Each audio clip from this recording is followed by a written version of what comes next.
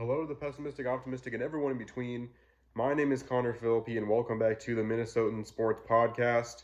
And this is my raw reaction to probably one of the least impressive Vikings wins we've seen in a very long time.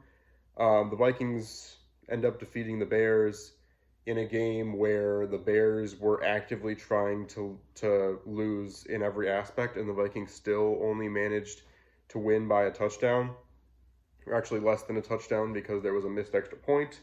Um, so I mean, I don't really know what to say about this because it was a win. We still improved to 2-4, but if this is the team that's going to continue to be put out there the rest of the season, there's no way we're making the playoffs, regardless if we won this game or not.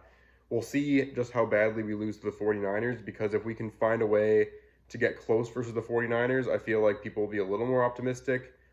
But in what feels like already a lost season, this game just kind of solidified some of those feelings where the offense was absolutely atrocious.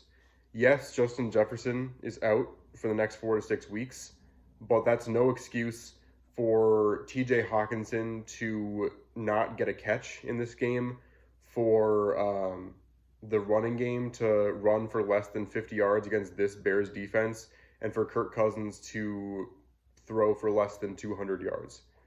This was an atrocious game by the offense, and I think part of it's the play calling. The reason why we were one of the main reasons anyway, why we were so excited to move on from Mike Zimmer is that we were so over these conservative, plays where we would just kind of toss the ball behind the line of scrimmage on second and long.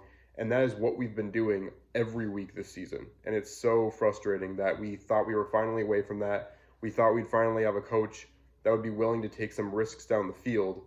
And yet there's so many situations, 2nd and 13, all you got to do is just throw the ball down the field, and we would throw a ball to Madison behind the line of scrimmage, and he'd maybe get a yard or two out of it if he got a yard. So frustrating that the offense is just right back to where we were with Zimmer right now.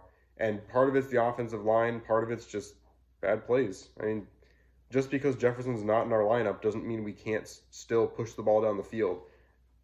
Addison is a very capable deep route runner. Throw the ball to him. Try and get him open. Hawkinson needs to step up and actually catch some balls. Osborne was the best wide receiver on the field today, and I'm really mad I didn't get him in fantasy because he really stepped up, and he's going to be one of the main wide receivers as Jefferson's out. And what's frustrating about it is that if this team was looked even a little bit better on the offensive side of the ball, we're sitting right now at 2-4. The 49ers are playing us next week, Monday Night Football. Even if we lose that game 2-5, we're going into 4 matchups after that against very winnable teams. They're the Packers, the Saints, the Falcons, and the Broncos all coming up. And then we play the Raiders really soon after that too. Very winnable matchups coming up. If we were even looking like half as good of an offense as we did last year, the way this defense is honestly playing well, if we could get that figured out, we honestly could still try and make a run the table on these next 5 games and have a legitimate shot still to make the playoffs. And then Justin Jefferson would come back when we're going to come up against some of the better teams near the end of the season schedule.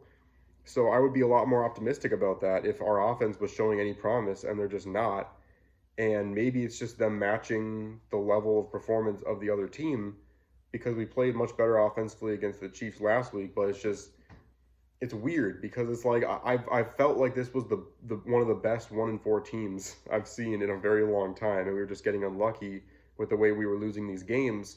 And then we go up against the Bears, who played absolutely horribly, and we still were able to keep it close because we just couldn't do anything on the offensive side of the ball. So the Vikings now play the 49ers on Monday Night Football in a game where I feel like if the Vikings get smacked in that game, the season's over.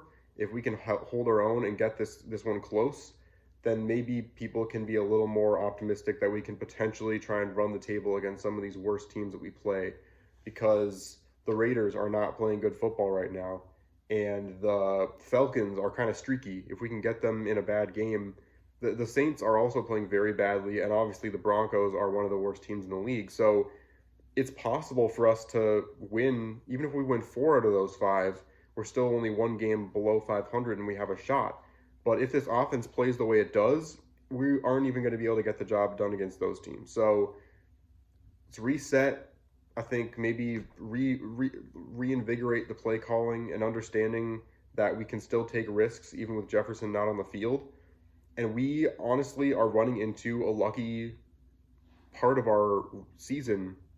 If there's any part of the season for Jefferson to be out, these are the 4 or 5 games we could win without him. So I said something very optimistic just now, but in a very pessimistic way, because I'm trying to lay out how we could potentially still make the playoffs. But the way I saw this team this week, I just don't see it. But maybe we can turn things around. Maybe Kirk Cousins can rally this team, and we can play some better football going forward. Hopefully we can make that happen, but we're going to have to see. But the good news is the Vikings win this game against the Bears, improve to 2-4. Davenport, again, got hurt in this game. He's just not going to be able to stay healthy and stay on the field. But the defense, say what you will, was amazing. They did everything that they could possibly do. The running game was honestly pretty good for the Bears, but in the passing game, even when Justin Fields was on the field before he got hurt, this defense was actually really buzzing. So much pressure on the QB. If we can continue that, we might be able to run with some of these teams. But we'll see what happens. I think we need to just see what happens in the next few weeks. See if we're able to string some games together, and this team can have a lot more of an optimistic outlook. But let me know what you think in the comments about the Vikings winning this game by less than a touchdown against the Bears. I'm going to be getting back to doing Vikings and NFL content. I apologize. I didn't do a preview of this upcoming Bears game. I didn't do a preview for the NFL for the last few weeks. It's been really busy with the Twins and making all those raw reactions, and I've also been really busy with work. So it's going to go right back to the way it was now, where now that the MLB stuff is pretty much over, I'm going to be going right back to making a lot more NFL content. I'm going to try and make my usual 4 videos now going forward as we get to kind of the meat of the NFL season. It's kind of perfect timing for that. So look for that content in the future. Thanks so much for watching, and I'll see you on the flip side.